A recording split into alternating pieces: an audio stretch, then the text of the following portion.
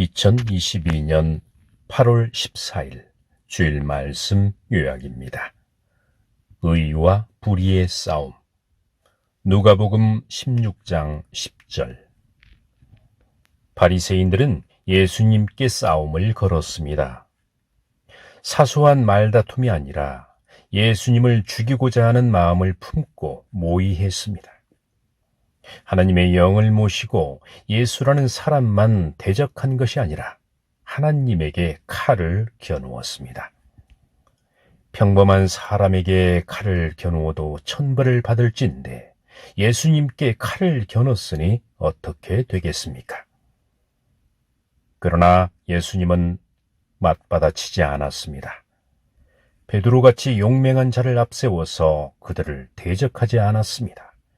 칼을 내려놓게 하셨습니다. 칼을 들면 의로운 싸움이 아니라 불의의 싸움이 되기 때문에 칼을 들지 못하게 하신 것입니다. 똑같은 말다툼이고 싸움이지만 예수님은 의로운 싸움을 하셨고 바리새인을 비롯한 많은 무리는 불의의 싸움을 한 것입니다. 사람이라면 의의 싸움을 하고 싶을 것입니다. 그러나 무지함으로 인하여 불의의 싸움을 하게 됩니다.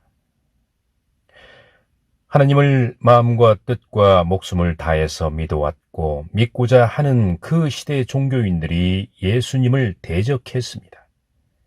의의 싸움이 아니라 불의의 싸움이었습니다. 하나님의 신이 임한 자가 아니라 귀신의 왕 바알세불이 임했다. 율법을 파괴하는 자라는 명분으로 예수님을 죽이고자 했습니다. 어떻게 보면 의로운 싸움인 것 같지만 알고 보니 그 시대를 지나 역사가 되고 나니 불의의 싸움이었습니다. 불의의 싸움에서 이긴 것은 사람을 죽인 것과 같습니다. 무고한 생명을 죽였습니다. 어찌 죄사함을 받을 수 있겠습니까? 육적으로 타락하고 영적으로 타락한 자가 하나님을 사랑하고 고귀한 인생길을 가는 사람을 실족시킵니다. 인생을 포기하게 만듭니다. 하나님을 불신하게 만듭니다. 참으로 크나큰 죄를 범하는 것입니다.